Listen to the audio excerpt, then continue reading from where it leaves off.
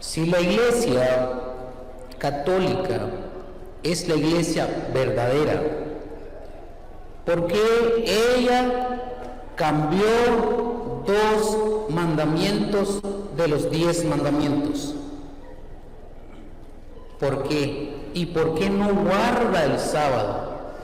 Es obvio que si uno pregunta por qué ustedes no hacen esto, es lógico que una persona que tiene el conocimiento va a responder con la Biblia. No es tan fácil poder responder solo porque yo conozco 7 versículos, porque también hay que conocer la contraparte de esos versículos, contraparte de los escritos, ya sea en cualquier doctrina que haya. Y la pregunta aquí en este caso son 2. Yo voy a hablar en esta hora respecto a la primera parte. Yo había visto este video hace mucho tiempo, pero voy a hablar solo de una parte porque la segunda parte que habla del sábado, yo ya la he explicado en otras ocasiones. Este video tiene muy baja calidad, hay unas partes incluso donde se queda como pegado o el audio funciona mal, no recuerdo muy bien, pero recuerdo que la calidad era baja. Solamente voy a explicarle por qué se cambiaron los mandamientos. Y no fue simplemente 2, como usted dice. Podríamos decir que 3. A ver, si usted quiere, Éxodo... Ojo, dice, no es que se cambiaron 2 de los mandamientos, sino 3. En cierta parte está validando que hay un cambio. Este es el primer punto, porque hay que ser bien minucioso en cada palabra incluso que se menciona respecto a lo que creen, porque dice, no fueron 2 los que se cambiaron. ¿Hubo un cambio? Sí. Pero no fueron 2, sino que fueron 3. La Biblia menciona los 10 mandamientos como las 10 palabras, son 10, no son 7, ni son 11, ni ninguno, solamente son 10. La pregunta es, ¿será que Dios dio un mandamiento incompleto a tal punto que Él debe interpretar el mandamiento que Dios puso? ¿Será que a lo mejor el pueblo de Israel dijo, Dios dio la ley incompleta, por tanto nosotros vamos a hacer una modificación para que se entienda más y vamos a quitar algunos mandamientos o cambiar las palabras de estos mandamientos que Dios dio porque Dios se equivocó en algunas partes? ¿Será que en el Antiguo Testamento pasó eso? Eso es esencial para comprender esto. Capítulo 20, versículo 17, nos dice cuál es el último mandamiento. Porque ese no lo inventó usted, ese también se cambió. El último también se cambió. Usted nomás inventó 2, pero no ha estudiado muy bien, que son 3. El último... Aquí es interesante, aquí lo que ocurre, y este ya un aspecto fuera de la Biblia, es el aspecto de cómo se genera una atmósfera dentro de este lugar. ¿Por qué? Porque la persona que va bajo una presión psicológica. Y es súper interesante esto porque, primero, la forma que tiene el sacerdote de hablar es de una manera súper confrontacional. Él no únicamente va a contradecir lo que uno va a decir respecto a la Biblia, sino que también se va a burlar de lo tonto que es el argumento que la persona va a dar. Otro punto interesante es que está la presión social de todos los creyentes que están ahí grabando, que están allí en derredor, muchas personas viendo y que no comparten la enseñanza de la persona que va a hablar con el sacerdote, sino que son todos de la misma denominación, son todos de la misma creencia y todos están de parte de, en este caso, el sacerdote. Que él no lo sabe, se lo tengo que decir. El último. Lea el 17, o lea el 16 y el 17. Éxodo 20, 16 y 17. No hablarás contra tu prójimo falso testimonio. No codiciarás la casa de tu prójimo. A ver, querido hermano. ¿Lo va a leer usted? Sí, léamelo usted. No, sí, que lea. No, léalo usted. No, léalo usted, porque me interesa que usted lo lea, porque usted me está haciendo una pregunta y yo tengo que responderle a usted. Y si usted lo lee, mejor. Tengo que decirle al hermano la respuesta. ¿Por qué se cambió? Y esto es interesante. Este mandamiento que habla de de no codiciar, el 10º mandamiento, nunca hubo un cambio en la Biblia respecto a esto. Esta es una interpretación personal. No sé si toda la iglesia creerá esto. A lo mejor la iglesia católica puede ser, porque la iglesia católica dividió este mandamiento. Yo creo que tiene lógica que a lo mejor crean lo que va a decir él, la iglesia católica y los miembros. No hablarás contra tu prójimo falso testimonio. Siga. No codiciarás la casa de tu prójimo. Escuche, no codiciarás la casa de tu prójimo. No codiciarás la mujer de tu prójimo. No codiciarás la casa, no codiciarás la mujer de tu prójimo. Siga. Ni su siervo, ni su criada, ni su buey, ni su asno. ¿Dónde está metida la mujer? Bueno, aquí también un Con detalle, el buey. y es que en este caso la persona que está grabando empieza a grabar a todas las personas que están en derredor mientras los otros están hablando, y como que se pierde un poco, mal ahí para la persona que grabó, porque se empieza a perder un poco la relevancia de lo que están hablando, justo de un tema tan importante que van a desglosar supuestamente. Con el burro, la burra. En el Antiguo Testamento la mujer era un animal que no tenía alma, que no valía. Entonces la metían junto con la posesión del hombre. No codiciarás los bienes, la casa, las posesiones. La mujer no era una persona, la mujer era una posesión, un objeto, un animal. El hombre podía tener, no hay ningún problema porque eso no eran personas, eran consideradas animales. Bien, ahí está un poco donde el video no funciona bien. El video, la grabación en este caso. Pero aquí hay algo bien interesante, y de aquí ya vamos a empezar con la materia. Se dice que la mujer se consideraba como un animal, que el mandamiento de no codiciarás dice la casa, ni la mujer, ni el siervo, porque son las posesiones del hombre. Por tanto, el mandamiento está mal, ya que se considera a la mujer como una posesión, como incluso un ser que no tiene alma, dice, como un animal.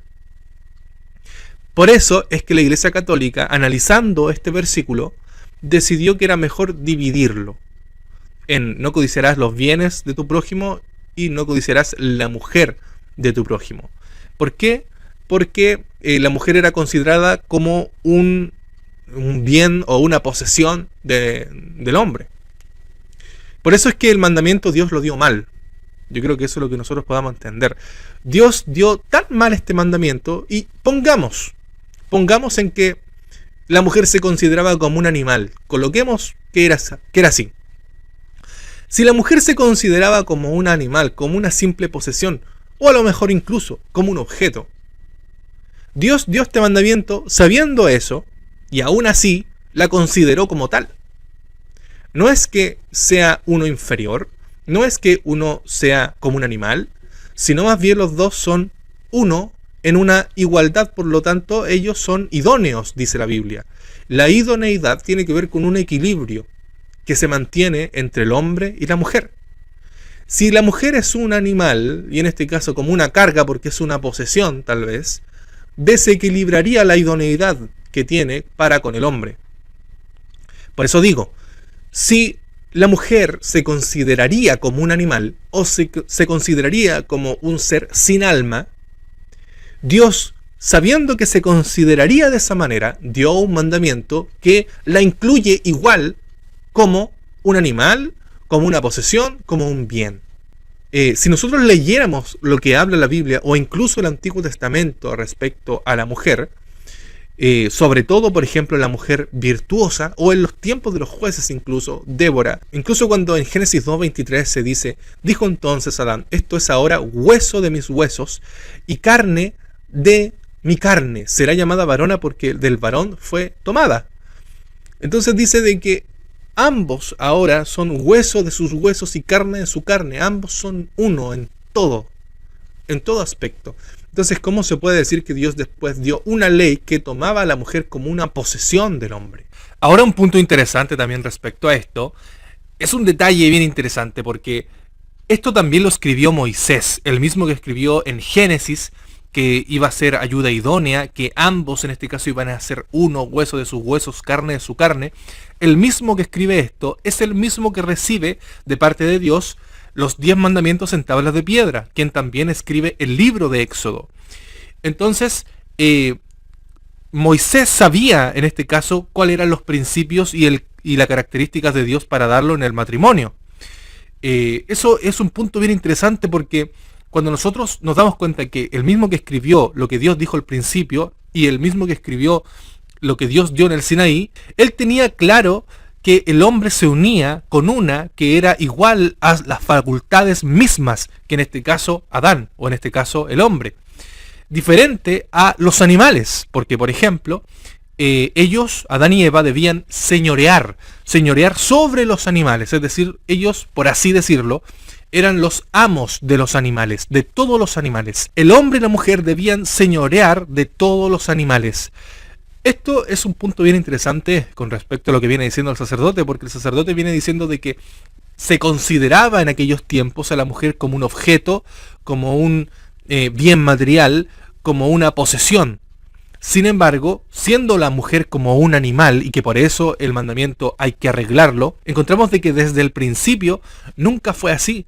Porque, por ejemplo, en Génesis capítulo 1, versículo 28 se nos dice lo siguiente: y los bendijo Dios y les dijo: fructificad y multiplicaos, llenad la tierra y sojuzgadla, señoread en los peces del mar, en las aves de los cielos y en todas las bestias que se mueven sobre la tierra. Esto fue un mandato que se le dio tanto a Adán como a Eva. Entonces ambos debían señorear sobre los animales. Por tanto, no eran consideradas como parte de animales, como él lo dice. Porque en ninguna parte se menciona que es así. Por eso yo menciono de que el mismo escritor de Génesis y Éxodo es Moisés, quien tenía claro la posición que la mujer tenía desde el principio, para que después este sacerdote interprete algo diferente, dando a entender que Moisés entendía algo diferente cuando no es así. Hay una cosa bien interesante respecto al mandamiento de no codiciar, porque el mandamiento no está dando categorías de codicia, sino dejando en claro que la codicia es la raíz de todos los males. Por ejemplo, hay un mandamiento en la ley de Dios que dice no hurtarás, y hay otro que dice no adulterarás. Sin embargo, estos dos mandamientos van delante de la raíz del pecado, que en este caso es la codicia. Cuando uno se da cuenta de por qué pecó el enemigo, fue por la codicia, por lo que nació en su corazón codiciar lo que tenía el otro. ¿Es una regla esta universal o únicamente para un ser humano? ¿O esto es algo que es totalmente universal, que trasciende incluso a nuestra creación? Porque lo que hizo que el enemigo se convirtiera, en este caso el enemigo, es que él codició ser como Dios, codició el puesto de Dios. El tema es que no lo logró. Entonces, ¿cuál fue el pecado del enemigo? Porque quiso ser como Dios. ¿Lo hizo? No. ¿Codició el trono de Dios? ¿Lo hizo? No. Él codició en su mente. Lo que apela al mandamiento no es al efecto de la codicia, porque para el efecto de la codicia hay otros mandamientos, como robar o como adulterar. Lo que apela al mandamiento es de una forma mental poder asentar las bases en que la relación tuya con Dios conoce totalmente lo que hay en tu corazón. Tú no puedes ir a la corte, por ejemplo, si tienes un problema con alguien de cierto tipo de situación, no puedes ir y decir: yo estoy acusando a esta persona porque pensó en esto. ¿Cómo tú compruebas eso? No tienes cómo comprobar si él pensó. ¿Cómo tú sabes lo que la otra persona piensa? ¿Cómo tú sabes lo que la otra persona siente? No se puede. Por lo tanto, el mandamiento de no codiciar está hablando de una condición, primero, que es universal, porque trasciende a nuestra tierra, y también que es algo mental. Lo mismo que dijo Jesús en Mateo capítulo 5, cuando dice: no solamente tú efectuando el acto de adulterar estás adulterando, sino cuando tú codicias a la mujer en tu corazón, ahí estás adulterando. Entonces, por ejemplo, un hombre puede refrenarse tal vez en adulterar debido a las sanciones tanto religiosas como civiles o sociales incluso. Y el hombre puede refrenarse ante eso. Pero si la persona, en este caso el hombre, está codiciando con su mente, ya tiene un problema con el cielo, porque Dios sí lo ve como una culpabilidad de transgresión. Dios sí lo ve como un transgresor, porque pensó, es totalmente sin sentido el argumento que se está dando acá, porque está yendo en contra del mismo principio bíblico y que Dios estableció desde el principio, más aún con un mandamiento que trasciende. Y a usted mismo le hago la pregunta, ¿Salomón pecó por tener esas 1000 mujeres? Sí. No. Pecó porque tuvo una más. ¿Se acuerda cuál es el pecado? Sí. Una más. Por las 1000 no. Él pecó porque Dios le había dicho, puede tener todas las mujeres que quiera, con tal y sean vírgenes del pueblo de Israel. Y él tuvo una mujer más, ¿se acuerda que fue otra que no era del pueblo? Y ahí fue el pecado. ¿Y por qué Salomón no pecó si tenía 1000 mujeres? Porque el mandamiento decía, no codiciarás la mujer de tu prójimo. Y resulta que Salomón era astuto. No iba a buscar una mujer casada porque esa era de su prójimo, pero iba a buscar una mujer soltera, esa no tenía dueño. Dios en este caso le había permitido o en este caso le dio 1000 mujeres a Salomón, y que en realidad eso no estaba mal, porque estaba, según el mandamiento, él no le estaba quitando ninguna mujer al prójimo, ¿ya? Sin embargo, vamos a ver qué es lo que dice la Biblia sobre eso, porque incluso lo que dice él es que podía estar con cualquiera soltera y así podía tener 1000 y estar bien.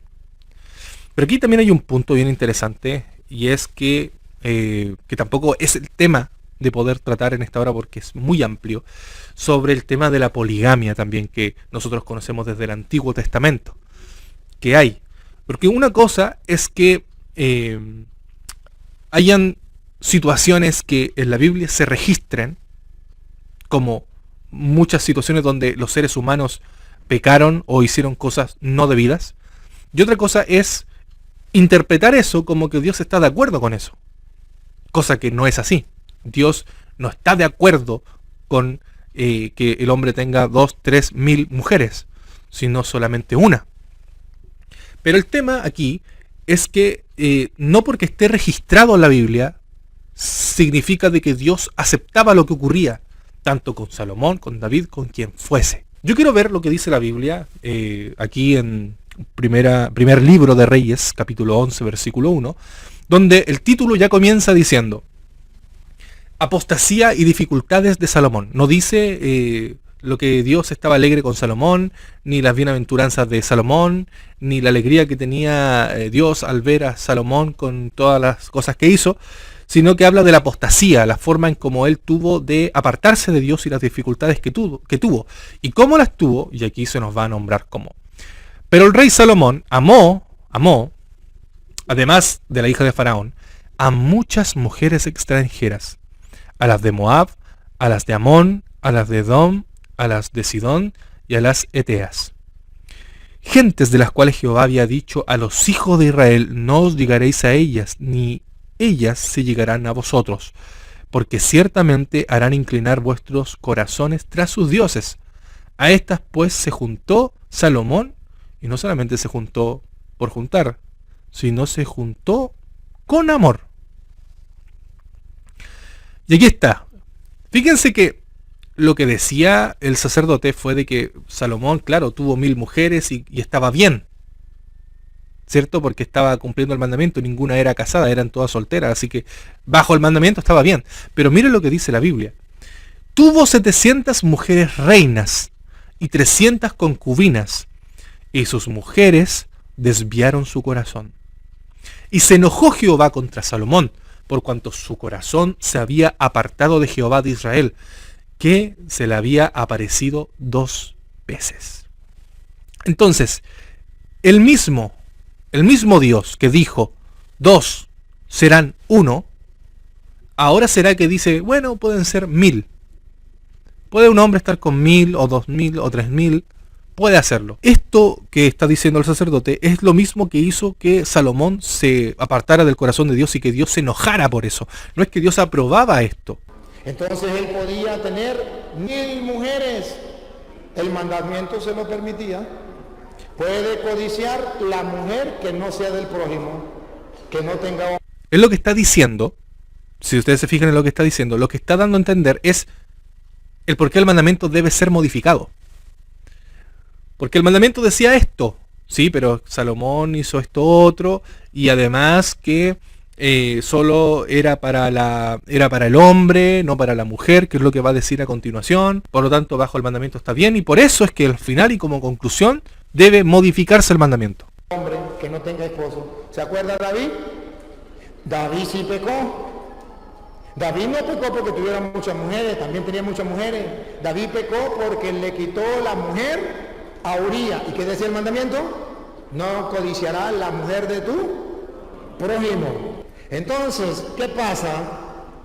Que la mujer, el hombre no pecaba si tenía mujeres que fueran solteras, podía tener las que pudiera mantener, no era pecado, porque el mandamiento era no codiciarás la mujer de tu prójimo. Luego, el mandamiento no era para las mujeres. Salomón tenía su esposa y todas las mujeres vírgenes podían codiciarlo, porque el mandamiento no decía no codiciarás el hombre de tu prójimo.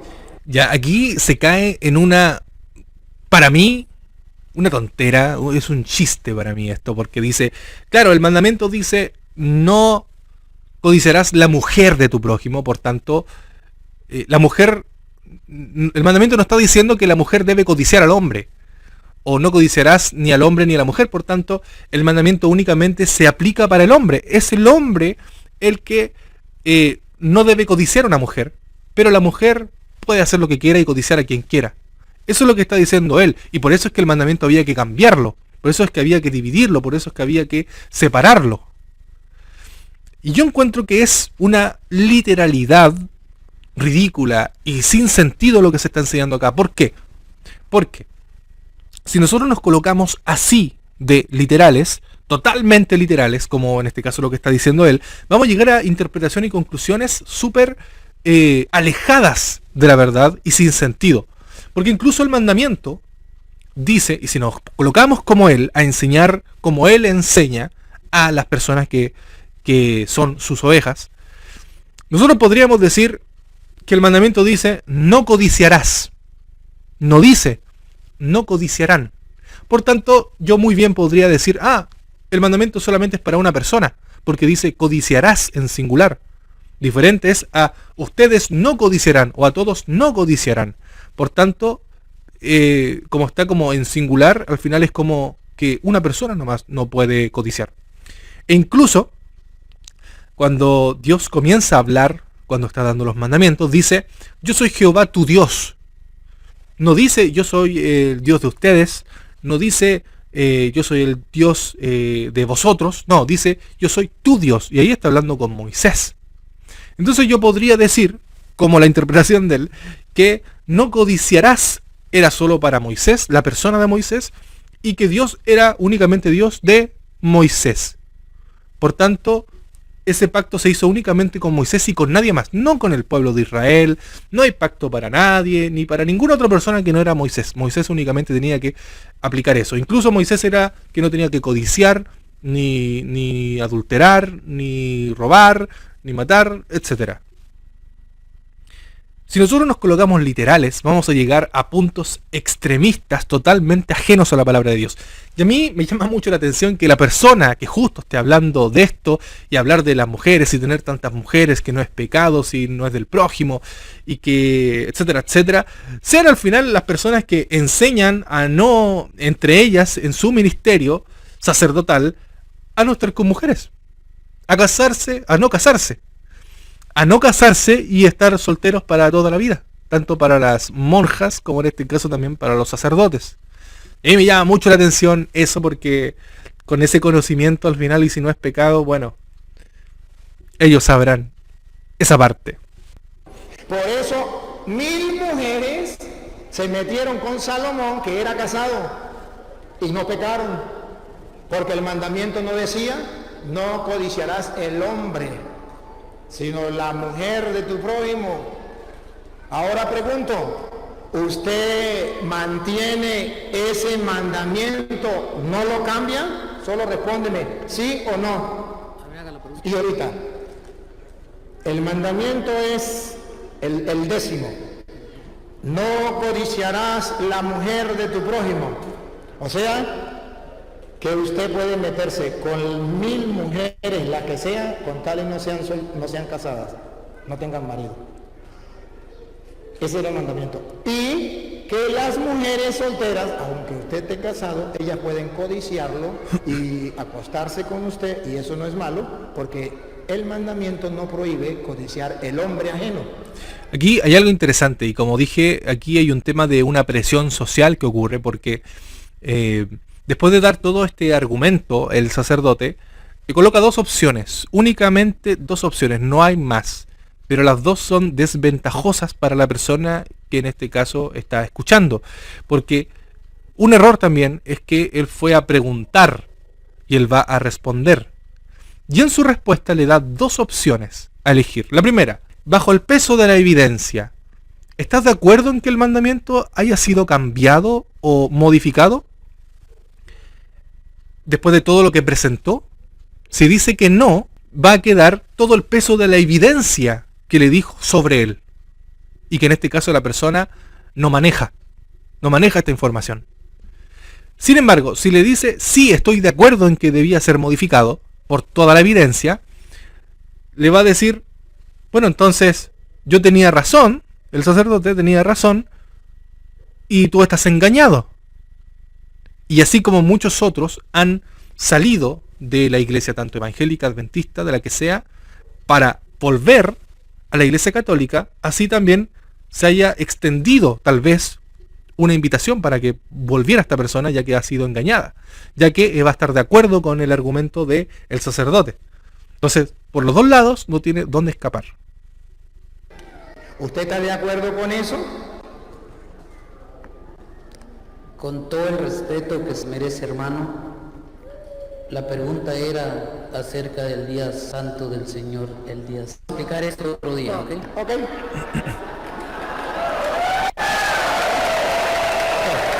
Solamente él me hizo una pregunta y yo respondo y le respeto. Bien, yo esta parte la voy a dejar hasta acá porque lo otro que viene, que después habla respecto al sábado, es un tema que yo ya he hablado en otras ocasiones y que ya lo hemos visto incluso en algunas otras reacciones a estos debates, por así decirlo, a estos diálogos. Y a mí me llama mucho la atención esto, porque vemos lo que ocurre, y hay que ser justos, de que el hermano acá, ya sea adventista o no lo sea, el video dice adventista, pero uno sabe también de que dentro del adventismo hay muchas ramas. Sea o no sea, me da lo mismo. Aquí lo que importa, o lo que uno rescata al final de todo lo que hemos visto y analizado, es que lo que hizo el hermano está súper mal. Primero, porque todos hemos sido testigos, todos los que grabaron, y está grabado, él preguntó respecto a por qué cambiaron los mandamientos, por qué lo hicieron. Y también respecto al sábado. Entonces, una vez que se le explica por qué fueron cambiados, o en este caso el 10º mandamiento le fue cambiado, él dice, no, yo pregunté lo otro. Y todos estamos, incluso quedó en vergüenza delante de todas esas personas, delante de a lo mejor una gran congregación que incluso estaba pasando por internet y que estaba subido y resubido, y ahora lo estoy subiendo yo de nuevo. Y muchas personas lo han visto de que fue en realidad todo esto un chiste y que quedó en vergüenza, quedó en ridículo delante de la gente. Y esto pasa, y lamento mucho realmente que esto pase. Yo no conozco a esta persona, a este hermano, pero no porque tú conozcas 2, 3, 5 versículos significa de que ya lo sabes todo. Tú no puedes ir a hablar con una persona que es preparada, que incluso sabe más probablemente que tú porque sabe la contraparte de tus preguntas e incluso de tus respuestas. Tú no puedes ir solamente porque conoces 5 versículos a hablar con esa persona para confrontarla. La persona no tiene una base sólida para poder hablar y tampoco tiene inteligencia. Porque eso es lo otro. Lo que hizo el sacerdote después de pasarlo por todo un aspecto en el cual él sí tenía fundamento de su error, porque de su error está bien fundamentado, y ese es el tema, que si uno no está fundamentado en la verdad, el error también tiene un fundamento. Y si tú no conoces la verdad, no vas a conocer y poder distinguir ni discernir lo falso de lo verdadero. En este caso, nosotros sabemos que el sacerdote está equivocado completamente en lo que está hablando respecto a lo que dice la Biblia. Pero su argumento está tan bien fundamentado en la mentira que por donde quieras hablarle no puedes, porque va a tener una respuesta sobre eso. En cambio, la persona, únicamente porque conoce un par de versículos, va a hablar con él para mostrarle de que el sacerdote está equivocado. Pero como no conoce toda la verdad, como no tiene un conocimiento amplio y como no tiene la inteligencia que tuvo el sacerdote, porque el sacerdote sí tuvo la inteligencia, incluso después de darle toda una enseñanza respecto al por qué debe ser modificado, le hizo la pregunta: ¿tú lo aceptas o no lo aceptas? Si no lo aceptas, todo el peso de la evidencia cae sobre ti, y si lo aceptas, entonces bienvenido seas. Fue inteligente. La inteligencia que usa este personaje y la presión social es totalmente grande, considerando también que a lo mejor en estos países, tal vez centroamericanos, la fe es más ferviente incluso, muchas veces, y también el fanatismo. Entonces, imagínense esta persona que fue allá a confrontar al sacerdote creyendo a lo mejor que tiene un conocimiento y se da cuenta que en realidad no sabe nada. De que el sacerdote, porque hay un prejuicio totalmente malo, que uno piensa que porque la persona es católica no tiene un conocimiento respecto a las cosas de Dios. Y efectivamente, hay muchos que no, pero los que sí tienen incluso más que un adventista o cristiano promedio. Y eso es bien interesante, porque nosotros tenemos que no solamente estudiar respecto a las doctrinas que tenemos, sino a la contraparte de la doctrina. Porque así como tú crees en el sábado, la mayoría del mundo cristiano está en contra del sábado. ¿Por qué? Porque no leen su Biblia, o porque sí hay contrapartes que pareciesen decir que ya no se necesitan ni los mandamientos ni el sábado. Entonces, en eso, ¿qué tienes que hacer? Tienes que estudiar más, tienes que tener un sistema de estudio y tienes que ser inteligente para poder hablar con las personas. Tú no puedes simplemente porque conoces una porción de versículos y una parte, unos simples libros. Simple libro me refiero a 3, 4 libros que te hayas leído en toda tu vida. No por eso significa de que lo sabes todo. Tú no puedes ir a hablar con un pastor si no estás preparado, contra un obispo o a un sacerdote. No puedes si no tienes el conocimiento. Y estas personas se envalentonan porque conocen cierta parte de la verdad, pero no la amplia gama de verdad que la Biblia enseña y nos transmite. Y el tema que más yo veo es que hoy en día tenemos todo para poder aprender todo respecto a Dios. Todo en internet, hay aplicaciones, hay programas, lo que tú quieras hay para tú aprender. Pero, claro, uno únicamente se centra en algo muy básico, no quiere profundizar más allá, y en el momento en que se necesitan valientes para hablar o dialogar respecto a temas tan profundos y tan importantes de la Biblia como este, quedan chasqueados, quedan avergonzados y también quedan ridiculizados delante del mundo. ¿Por qué?